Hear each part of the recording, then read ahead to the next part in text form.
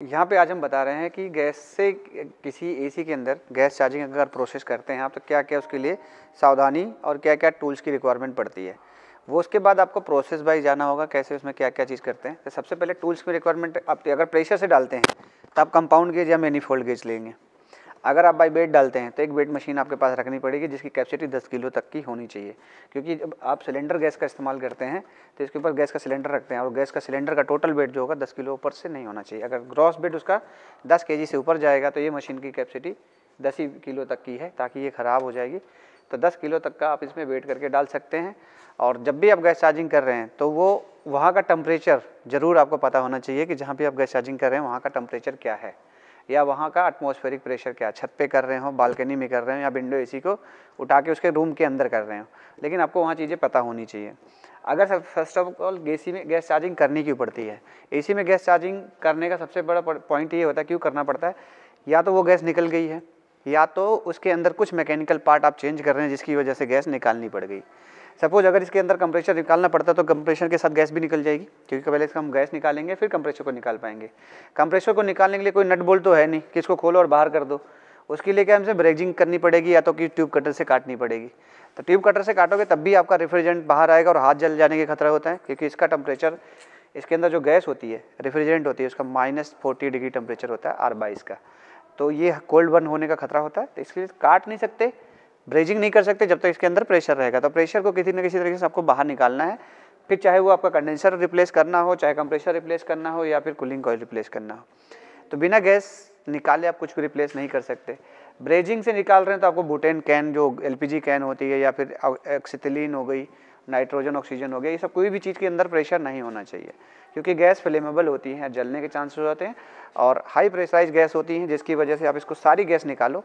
फिर आप कोई पार्ट कंप्रेसर रिप्लेस करना हो, कंडेंसर रिप्लेस करना हो, कूलिंग कॉइल रिप्लेस करना हो, कैपिलरी बदलनी हो या पाइपिंग बदलना हो, तो उस केस में आपको इन चीज़ों का विशेष ध्यान रखना पड़ेगा, क्योंकि गैस हमारी फ्लेमेबल भी है, हाई प्रेशराइज भी है और क्या है माइनस टेम्परेचर की भी है, -40 डिग्री का टेम्परेचर है। तो इस चीज़ों से सावधानी बरतनी पड़ेगी। हैंड ग्लव्स अगर पहनते हो तो अच्छी बात है, हैंड ग्लव्स पहनो। कुछ भी इलेक्ट्रॉनिक्स चीज़ें छूने से पहले, ये इलेक्ट्रिकल चीज़ें छूने से पहले आपके हाथ में ब्रेसलेट, घड़ी, रिंग, वॉच, ये सब नहीं होना चाहिए। ID कार्ड भी है तो वो चैन की ना हो, कपड़े की हो और प्लास्टिक की उसकी हो, तो उससे क्या होगा आपका कहीं खतरा नहीं रहेगा, कोई भी चीज़ आपका इंडक्टर नहीं बनेगा। सबसे पहले जब एसी में गैस लीक क्यों होती है, और या तो लीक होगी या तो फिर पार्ट निकालना पड़ेगा आपको, तब जाके गैस निकालनी पड़ती है, उसके बाद गैस फिल करनी पड़ती है, जैसे रिफ़िल करनी पड़ती है। अभी अगर मान लो ये पार्ट बदलना है, ये पार्ट हुआ क्यों ख़राब हुआ होगा, या तो ये कोरोजन की वजह से ख़राब हो गया, या तो कहीं ना कहीं से ये टूट गया होगा, या पंच हो गया होगा, या कहीं ना कहीं कोई ना कोई गलती हुई होगी जिसकी वजह से इसको मुझे बदलना पड़ रहा है, या तो वो कोरोजन की वजह से लीक हो जाए, चलते चलते रस्ट आ जाए, रस्ट की वजह से लीकेज हो जाए, पंचर हो जाए, उसके बाद उसको हम या रिपेयर करेंगे, यानी इसको हम रिपेयर करेंगे, या तो फिर हम इसको रिप्लेस करेंगे। दो ही चीज़ करते हैं, या तो हम इसी को ठीक कर देते हैं ब्रेजिंग वगैरह करके, अगर नहीं होता तो हम इसी को रिप्लेस कर देते हैं। उस केस में क्या करना है, इसमें जो भी प्रेशर रहेगा सबसे पहले वो सारे प्रेशर को बाहर निकालना पड़ता है, वो गैस का हो या ऑक्सीजन, नाइट्रोजन, जो भी आप डालते हैं उसका हो। तो उसके बाद हम इसको रिपेयर करते हैं। रिपेयर करने के लिए हम ब्रेजिंग एक्टिविटी करते हैं। ब्रेजिंग एक्टिविटी करने के लिए हम मुझे एक साइड से कोई ना कोई एक पाइप को डिस्कनेक्ट कर देना है, आपको हटा देना है वहाँ से, लगे लगे में मत करना, क्योंकि लगे लगे में करोगे तो यहाँ प्रेशर जो हीट बढ़ाएगा ना, आप बढ़ाओगे फ्लेम से, इसके अंदर ट्यूब में प्रेशर बन जाएगा, और उस प्रेशर की वजह जो आप लीकेज को रिपेयर करना चाह रहे हो उसकी जगह दूसरी भी लीक हो जाएगी, या फिर वो बार बार रिपीट होता रहेगा। तो ये जितना भी हीट बनेगा किसी एक पाइप के थ्रू ये बाहर आ जाएगा, इधर डिस्कनेक्ट कर दो, नहीं तो इस तरीके से चार्जिंग लाइन लगा दो, इसके वॉल को खोल दो। जब वॉल को खोल दोगे तो यहाँ से एयर बाहर आती रहेगी। अगर इसको भी बंद कर दिया तो अंदर प्रेशर बन जाएगा और बार बार वो प्रेशर बाहर आता रहेगा, लीक होता रहेगा। तो ये चीज़ों का आपको सावधानी रखना है साइड के ऊपर, कस्टमर के घर में जब भी आप कर रहे हो। कस्टमर के घर के अंदर कभी भी गैस उड़ाना नहीं है आपको। अगर पता चल रहा है कि विंडो एसी कर रहे हो और उसका रूम छोटा है, उसी में आपको करना है, कहीं ले जाना नहीं है, जगह नहीं बची रही, आप वहीं पे सारी गैस उड़ा दिया, उससे क्या है तो दरवाजे और खिड़कियाँ खुले होने चाहिए, या तो उसके रूम में एग्जॉस्ट लगा होना चाहिए, तब आप निकालो। अगर उस टाइम पे आपको गैस निकालनी भी पड़ रही, मान लो पूरी मशीन में गैस भरी पड़ी, कंप्रेसर रिप्लेस करना है, तो गैस तो है ना पूरी, तो आप उड़ाओगे तो पूरे रूम में गैस हो जाएगी। गैस ऐसी चीज़ है कि जो उसी रूम में पूरी जगह में आ जाएगी, गैस चारों कोने में एक बराबर गैस आ जाएगी, और फिर आप इनहेल करोगे ना, वहीं ऑक्सीजन भी चाहिए आपको। अब ऑक्सीजन के अंदर वो क्या होगा, कार्बन डाइऑक्साइड ज़्यादा हो गया, या डीऑक्सीडेशन हो जाएगा। आप वही हवा इनहेल करोगे तो आपको अनकॉन्शियस कर सकता है। तो ये सब चीज़ों का ध्यान रखना है आपको कि कस्टमर घर में अगर हमें गैस चार्जिंग करना पड़ता है या फिर गैस उड़ानी पड़ती है तो उसके डोर खुले होने चाहिए, विंडो खुली होनी चाहिए, या तो एग्जॉस्ट होना चाहिए। ये भी सब भी नहीं है, इसमें एक चार्जिंग लाइन लगाओ और उस चार्जिंग लाइन को पानी के बकेट के अंदर डाल दो। जैसे एक्स्ट्रा चार्जिंग लाइन आपके पास होनी चाहिए।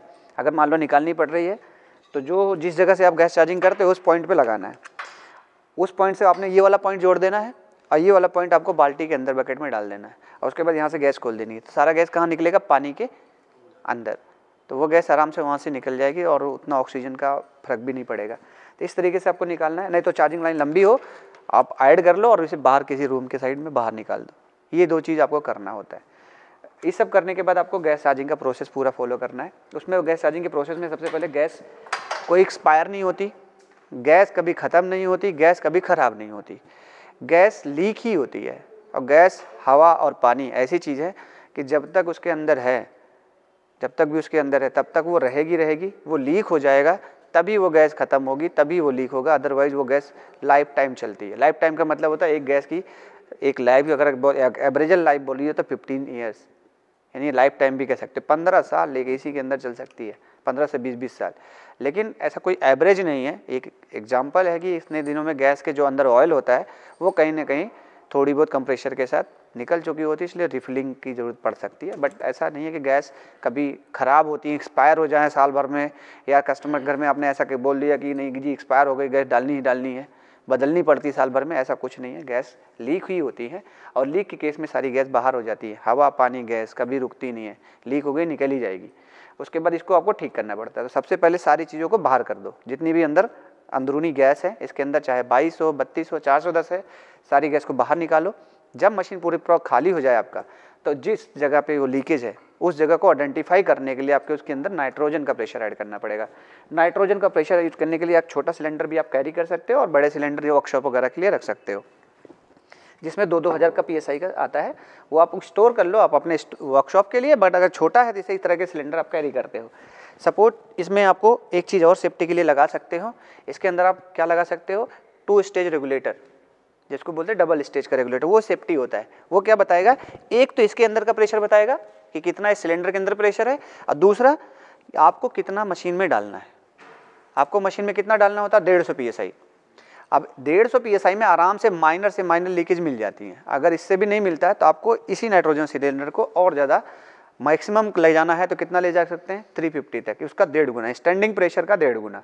अब स्टैंडिंग प्रेशर 1.5 गुना हो गया तो 350, 380 तक आप आराम से कर सकते हो, क्योंकि इसका डिस्चार्ज प्रेशर जितना होता है उतना ही हमें इसके अंदर नाइट्रोजन प्रेशर भी डालना है। अगर उससे ज़्यादा डाल दोगे तो ये कोयल कहीं ना कहीं से कमज़ोर होगी और वो फट जाएगी। तो लास्ट आपको 480 मैक्सिमम है कि 380 तक आपको 400 के अंदर ही आपको रखना है। अगर नहीं मिलता है तो, अगर तब भी नहीं मिलता है तो आपको कुछ नहीं करना है। इस मशीन को अलग अलग 2 पार्ट में खोलना है, एक इसको और इसके कंडेंसर यूनिट को। दोनों साइड के हिस्से को बंद करके आपको उसमें NRB वाल लगा के प्रेशर होल्ड करना है 150 PSI। वापस किसी ऐसे टैंक के अंदर आपको इसको डिप कर देना है। जैसे पंचर वालों को देखा है ना, ट्यूब को पंचर ढूंढते हैं, वो क्या करते हैं पानी के अंदर उसको डुबोते हैं और जहाँ से बुलबुले बाहर आते हैं और उसी जगह वो ठीक कर देते हैं। फिर इसी तरीके से आप उसको दोनों को डिप कर दो। डिप करने के बाद माइनर से माइनर लीकेज भी आपको सामने मिल जाएगी। उसके बाद आप उसको निकालो, उसी पॉइंट को आइडेंटिफाई करो, साफ करो, ब्रेजिंग करना रिप्लेस करना रिप्लेस कर दो। रिप्लेस करने के बाद या ब्रेजिंग करने के बाद अगला प्रोसेस क्या होता है? अगले प्रोसेस पे हम चले जाते हैं सीधा इसके अंदर जो भी प्रेशर निकालने के बाद, ब्रेजिंग करने के बाद एक बार रीचेक कर लेंगे कि दोबारा जो मेरा ब्रेजिंग हुआ वो सही है कि नहीं है। अगर उस पॉइंट को फिर से चेक करते हो, सही मिल जाता है, फिर वही प्रोसेस अपनाओ, सारी गैस को रिलीज करो, वापस मशीन को वैक्यूम के लिए लगा दो। वैक्यूम करना क्या होता है? वैक्यूमिंग जिसे बोलते हैं। अगर एयर हो उसके अंदर तब तो हम एयर को डीगैसिंग कर दें तो एयर बाहर आ जाता है। डीगैसिंग का मतलब प्रेशर से एयर डाल दूँ तो दूसरी साइड से प्रेशर बाहर चला जाएगा, रुका हुआ प्रेशर। लेकिन उसी एयर के साथ अगर मॉइस्चर मौजूद है तो मॉइस्चर तो बाहर नहीं जाएगा। खाली मॉइस्चर निकालना है तो उसको बोलते हैं डिहाइड्रेशन करना। अगर मान लो किसी ट्यूब के अंदर मॉइस्चर है, उसको हम हीट कर दें तो अंदर मॉइस्चर उबल जाएगा, बॉयल हो जाएगा, उसको बोलते हैं डिहाइड्रेशन, गर्म करना। गर्म करने से मॉइस्चर बॉयल हो जाता है। लेकिन एयर निकालने से डिगैसिंग कर देते हैं। लेकिन अगर दोनों मौजूद हैं, एयर और मॉइस्चर साथ साथ मौजूद हैं, तो उसमें हमें क्या करना पड़ता है? वैक्यूमिंग करना पड़ता है, वैक्यूम करना पड़ता है। वैक्यूमिंग से जिसे बोलते हैं इवैक्यूएशन, उससे हमारा मॉइस्चर और एयर दोनों निकल जाता है। उसी एयर के साथ साथ उसका ऑक्सीजन ख़त्म कर देता है, और उसी ऑक्सीजन ख़त्म होते ही उसी सर्टेन टेम्परेचर पे, आसपास के सराउंडिंग टेम्परेचर पे वो मॉइस्चर बॉयल हो जाता है। सपोज अगर आप इमेजिन करते हैं तो सर्दियों में क्या होता है, आप कभी किसी में पार्क में जाते हैं, खेत में जाते हैं, तो आपको रास्ते पे ओस की बूंदें मिलती हैं। धूप भी नहीं होता है, उतनी गर्मी भी नहीं हो रही, ठंडी का टाइम है, कोई इतनी गर्म धूप भी नहीं हो रही है, लेकिन वो 1 घंटे 1.5 घंटे बाद वो मॉइस्चर गायब हो जाता है घास पे से। वो कहाँ चला जाता है, कैसे चला जाता है, वो उसी का प्रोसेस इस सील्ड सिस्टम के अंदर है। एसी एक आपका सील्ड सिस्टम है, एक ट्यूब से दूसरी ट्यूब तक जुड़ा होता है और पूरा सील्ड होता है, कहीं से लीकेज नहीं होती, कोई कनेक्ट होते एक दूसरे से, उसके अंदर मॉइस्चर चला जाए तो इस तरीके निकालते हैं। अच्छा, मॉइस्चर गया है, उसको हम चेक कैसे करते हैं कि इसके अंदर मॉइस्चर गया है कि नहीं गया है? तो एटमॉस्फेरिक प्रेशर, जिसे वायुमंडलीय दबाव बोलते हैं, उसका जो प्रेशर होता है 14.7 PSI। अगर ये मशीन के अंदर मौजूद है तो इसका मतलब है वो एयर गया है, और जब गया है छोटी से छोटी चीज़ों में भी चला जाता है वो एटमॉस्फेरिक, पूरे वायुमंडलीय पे दबाव है इसका, पूरी पृथ्वी पर इसका दबाव है, तो उसकी वजह से उस छोटे से छोटे माइनर से माइनर चीज़ में के अंदर घुस जाता है। घुसने के बाद जब एयर गया तो साथ साथ मॉइस्चर भी चला जाता है। और कंप्रेशर, कई बार बर्न का खतरा मिलता है ना, आपको सुनने को न्यूज़ वगैरह में मिलता है कि कंप्रेशर फट गए। तो आग लगने को 3 चीज़ चाहिए होती है, फ्यूल चाहिए, ऑक्सीजन चाहिए, एक स्पार्क यानी इग्निशन चाहिए। स्पार्किंग इसकी वायरिंग है, लाइन न्यूट्रल जाता है, उसके अंदर वाइंडिंग हो रखी है, वहाँ स्पार्किंग मिल सकता है। और लिक्विड जो हमारा नाइट्रोजन है, जो हमारा गैस है, रेफ्रिजरेंट है, वो फ्लेमेबल भी आती हैं, 32, 400, 290, ये सब आपको फ्लेमेबल गैसें हैं। क्या होगा, ऑक्सीजन चला जाएगा गैसों के साथ, तो स्पार्किंग अगर मिल गया तो उस केस में क्या होगा, कंप्रेसर फट जाते हैं। या लिक्विड किसी जगह कंप्रेसर में चला गया तो ये एक्सप्लोड कर जाता है। तो लिक्विड कंप्रेस नहीं कर सकता, कंप्रेसर हमारा वेपर को कंप्रेसर कर सकता है, यानी गैस को कंप्रेस कर सकता है, इसलिए उसको हम वेपर कंप्रेसर भी बोलते हैं, रोटरी वेपर कंप्रेसर। तो ये कंप्रेसर क्या करता है, उसको कंप्रेस कर देता है वेपर को, और इसके अंदर ये प्रक्रिया से इसमें गैस चार्जिंग होती है। तो गैस चार्जिंग में ये सब कुछ चीज़ों का आपको विशेष ध्यान रखना पड़ता है। अगर आपने सारी गैस खाली किया, वैक्यूम पे लगाते हैं, वैक्यूम में हम वही एयर 14.7 निकालते हैं।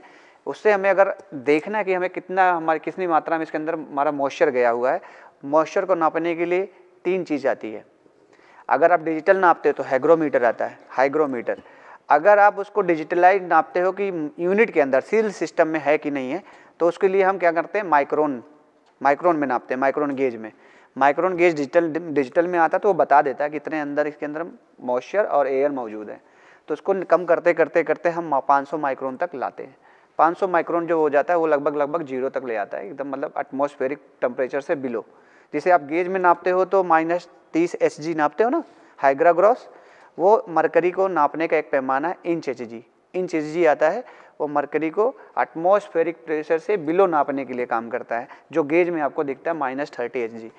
आप तो अगर आप वैक्यूम करते हो तो 5 मिनट में ही वैक्यूम -30 दिखा देता है, लेकिन एक्चुअल में वो जो अंदर मॉइस्चर है, वो मॉइस्चर बॉयल नहीं हुआ, वो मॉइस्चर अभी भी सिस्टम में मौजूद है, बस आपका ट्यूब या फिर ये सिस्टम को बस वैक्यूम पे ले गया बस। तो इसलिए वैक्यूम क्या काम करता है, वैक्यूम काम करता है आपके इस सिस्टम के अंदर मौजूद एयर और मॉइस्चर को निकालने का काम करता है। हल्के फुल्के डस्ट पार्टिकल भी जो एयर के साथ आ सकते हैं वो एयर के साथ आ जाते हैं, बाकी सब अंदर सिस्टम से बाहर निकालता है, वो एयर और मॉइस्चर को निकालता है। तो वैक्यूम करेंगे। वैक्यूम के लिए कम से कम अगर लिमिटेड टाइम बताऊं तो आप डिजिटल गेज भी लगाते हो, अगर ये भी लगाते हो दोनों साथ साथ, तो आपको 35 या 40 मिनट के आसपास अराउंड उसमें वैक्यूम करना पड़ता है। अगर इतनी देर आप डबल स्टेज का वैक्यूम पंप इस्तेमाल करते हैं, वैक्यूम पंप कहाँ है, अगर आप वैक्यूम पंप इस तरीके से इस्तेमाल करते हैं डबल स्टेज का रोटरी वैक्यूम पंप, तो ये क्या कर देता है 30 से 35 मिनट या 40 मिनट तक मैक्सिमम उसको वैक्यूम कर देता है। उसको ले आता है कितना, अगर वो 10,000 19,000 से शुरू हुआ है तो कम करते करते कितने तक लाएगा, 500 माइक्रोन से 600 माइक्रोन के बीच में ये ला देता है, 35 से 40 मिनट के बीच में। उतने देर आपको वैक्यूम करना ही करना है, चाहे अगर इसके कर रहे हो, चाहे इसके साथ कर रहे हो, या फिर आप डिजिटल माइक्रोन गेज के साथ कर रहे हो, तो 35 मिनट या 40 मिनट के आसपास वैक्यूम हो जाए। जब वैक्यूम आ जाएगा तो 5 से 10 मिनट के लिए इसको होल्ड कर लो। यहाँ से क्या करो, वैक्यूम जब माइनस चला जाए तो इसको बंद कर दो। बीच में एक बार आपने चेक कर लिया, 5 मिनट के लिए छोड़ दिया, अगर ये वापस सुई 0 पे पहुँच गई, इसका मतलब यूनिट में कहीं ना कहीं अभी भी लीकेज है या फिर वैक्यूम टूट गया है। तो जब वैक्यूम टूट जाएगा तो वापस सुई 0 पे आ जाएगी। 0 का मतलब होता है, इसको बोलते हैं एब्सोल्यूट प्रेशर। एब्सोल्यूट प्रेशर का मतलब होता है इसमें 14.7 PSI ऐड हो चुका है, ऐड हो गया वापस, तो उसको हम बिलो ले आएंगे, उससे नीचे लाएंगे, तब जाके हमारा ये -30 HG में आ जाता है। तो अगर हमारा वैक्यूम बढ़िया हो गया है, वैक्यूम सही हुआ है, तो -30 Hg पे सुई रुकी मिलेगी। वापस 5 मिनट के बाद क्या करो, सिलेंडर लगाओ। अब जहाँ से वैक्यूम लगाओगे वहाँ से वैक्यूम हटा दोगे। वैक्यूम हटाने के बाद आप वहीं पे सिलेंडर लगा दोगे, इसी पॉइंट पे, जो ये पॉइंट यहाँ पे अपनी चार्जिंग लाइन का लगाया था। अगर हम इस चार्जिंग लाइन का इस्तेमाल करते हैं, अगर आप कंपाउंड गेज इस्तेमाल करते हो तब तो आपको निकालना ही पड़ेगा। अगर आप इसकी जगह मैनीफोल्ड गेज का इस्तेमाल करते हो तो आपको इतना ज़्यादा डिस्कनेक्ट नहीं करना पड़ता, तो आपको यहाँ लगाना होता है। उसके बाद जैसे ही मान लो आप गैस, आपका वैक्यूम ख़त्म हो गया, आपने वैक्यूम फिनिश किया, वैक्यूम ख़त्म हुआ तो वैक्यूम आपने यहाँ से हटा दिया। आपने इसको बंद किया हुआ है, -30 पे रुका हुआ है, आपने यहाँ से हटाया। अब यहाँ से क्या लगाओगे आप, सिलेंडर, गैस का सिलेंडर। तो जैसे ही आप गैस का सिलेंडर कनेक्ट करते हो, अब इसमें तो खुल गया ना, ये मैंने जैसे हटाया इसके अंदर भी प्रेशर चला गया, इसमें भी वही सेम प्रेशर गया है 14.7 PSI। सिलेंडर जो भी अब इस्तेमाल करेंगे मार्केट में, वो थोड़ा आपका अच्छे क्वालिटी का होना चाहिए, ISI प्रमाणित होना चाहिए, और इसके ऊपर एक कवर लगा होना चाहिए। वो कवर क्या करता है, इसको सेव करता है। अगर ये सपोज आपसे झटके से गिर गया, हाथ से छूट गया, तो ये टूट जाते हैं, और टूटने के बाद क्या होगा, सारी गैस प्रेशर से बाहर आएगी, और आप अगर इसको पकड़ने की कोशिश करते हो उस समय आपके हाथ पे गैस लगता है तो आपका हाथ जल सकता है, कोल्ड बर्न हो जाता है। अब जब आप इसको निकालोगे यहाँ से, तो इसके अंदर भी एयर चला गया। अब कहाँ तक गया, यहाँ तक। तो जब आप यहाँ से सिलेंडर खोलोगे और इसको लिक्विड पोजीशन में लाओगे और यहाँ से खोलोगे, तो यहाँ से इसका लिक्विड आएगा बाहर, इसके अंदर से डीगैसिंग हो जाएगी, जिसको बोलते हैं एयर पर्ज करना, पर्जिंग, इसी को बोलते हैं पर्जिंग। तो इस यहाँ से हम क्या करेंगे, गैस को पर्ज करेंगे। पर्ज करने के बाद हम इसको यहाँ से बंद कर देंगे। उसके बाद यूनिट को जितनी जा सकेगी गैस बिना ऑन किए, अगर हम वाइब्रेट नहीं कर रहे हैं तो पकड़ना चाहिए। अगर हम वाइब्रेट नहीं कर रहे हैं तो क्या करेंगे, यूनिट को बिना ऑन किए गए एक बार गैस थोड़ी सी मशीन के अंदर डाल देंगे बिना चालू किए। जब चालू कर देंगे गैस, तो वापस धीरे धीरे गैस डालते रहेंगे। अगर हम प्रेशर देखते हैं तो प्रेशर को डालते समय, प्रेशर के हिसाब से डालते समय पहले आपको गैस का प्रेशर और टेम्परेचर पता होना चाहिए। गैस का प्रेशर और टेम्परेचर पता होना चाहिए। अगर आप R22 का गैस चार्जिंग कर रहे हैं, मशीन यूनिट है अगर R22 का, तो आपके उसके अंदर क्या क्या पता होना चाहिए, उसका स्टैंडिंग प्रेशर, उसका रनिंग प्रेशर और उसका डिस्चार्ज प्रेशर, और कितने डिग्री पे आप गैस चार्जिंग कर रहे हैं। अगर आप 30 डिग्री के एम्बिएंट टेम्परेचर पे कर रहे हैं तो गैस का प्रेशर हमेशा जो आपका स्टैंडर्ड प्रेशर है उसी पे रहेगा। स्टैंडिंग प्रेशर होगा कितना, 150, 148। अगर आप रनिंग प्रेशर में डाल रहे हैं तो कितना, 65 से 70 के बीच में, 70 PSI के बीच में। तो आपको उस 65 से 70 के PSI के बीच में रखना है। अगर टेम्परेचर 30 के आसपास है, अगर वो टेम्परेचर बढ़ा हुआ है बाहर का, तो आप उसकी भी टेम्परेचर, गैस को भी थोड़ा सा बढ़ाएंगे, क्योंकि टेम्परेचर बढ़ने से गैस का प्रेशर बढ़ा हुआ मिलता है। तो आप उसी हिसाब से डालोगे, प्रेशर है और टेम्परेचर के हिसाब से। अगर आपको वो चीज़ नहीं देखनी है तो आप बाई वेट करो, 10 किलो तक की ये कैपेसिटी रख के रखो अपने बैग में, और इसको सिलेंडर रखो। मशीन के चार्ट पे, मशीन यूनिट के चार्ट पे जितना लिखा हुआ है, रेफ्रिजरेंट लिखा रहता है, यहाँ पे भी लिखा हुआ है, और कंप्रेसर के ऊपर भी गैस का नाम लिखा रहता है कि कौन सा इसमें गैस डलेगी। अगर वहाँ लिखा हुआ R22 तो आप R32 नहीं डालना है। अगर स्टिकर पे लिखा है R22 960 ग्राम, 480 ग्राम, 840 ग्राम, तो 840 ग्राम आप प्रेशर से तो नहीं डाल सकते। आपको कैसे पता चलेगा कितने प्रेशर में कितना ग्राम गैस जा रही है, तो आपको ये वाला इस्तेमाल करना पड़ेगा। या फिर सिलेंडर में ही उतना डलवा के लाओ जितनी आपकी यूनिट में ज़रूरत हो। अगर मान लो आपके यूनिट को ज़रूरत है 800 ग्राम की, तो आप 800 ग्राम गैस डलवा के लाओ सिलेंडर में, सारी गैस खाली कर दो। आपको पता है कि मैं 800 ग्राम से ज़्यादा तो लाया ही नहीं, तो 800 ग्राम गैस इसके अंदर चली गई, और यूनिट को आप बेझिझक ऑन कर दो। ना आपको प्रेशर देखना, ना आपको टेम्परेचर देखना। तो उस समय क्या करना, आपको प्रेशर अगर देखते हो तो दो चीज़ का ध्यान रखना पड़ेगा। एक तो कहाँ पे उतना टेम्परेचर है, और टेम्परेचर के हिसाब से मुझे प्रेशर कितना रखना है। अगर ये भी नहीं कंफर्म है तो इस तरीके से प्रोसेस फॉलो करो, वाइब्रेट डाल दो। वाइब्रेट भी नहीं डाल रहे तो सिलेंडर में उतनी ही गैस मार्केट से भरवा के लाओ, क्योंकि आप तो भरते नहीं अपने घर पे, ये तो आप मार्केट से भरवाते हो। तो जब आप मार्केट में डलवाने जाते हो गैस, तो आप उसको उतना बोलोगे तो उतना ही ले आएगा, और मशीन में सारी लाके पलट दो।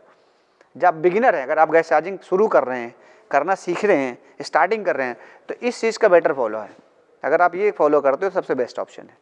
अगर आप कर रहे हैं धीरे धीरे, आप एक्सपीरियंस होता जा रहा है कि टेम्परेचर के हिसाब से प्रेशर कैसे रखते हैं, तो आप इसमें गैस अगर 3 किलो लेके आए हो और आपको डालना है 800 ग्राम, तो आप इस प्रेशर और टेम्परेचर के हिसाब से फॉलो कर लो। ठीक है, तो ये 3-4 प्रोसेस है जिसकी वजह से आप गैस चार्जिंग का बिगिनिंग स्टार्ट कर सकते हो। कि गैस चार्जिंग मुझे करने में डर लगता है, कंप्रेसर ब्रास्टिंग का डर लगता है, गैस चार्जिंग गलत होने का डर लगता है। अगर इन चीज़ों को फॉलो करते हो तो गैस चार्जिंग आप बढ़िया से कर सकते हो।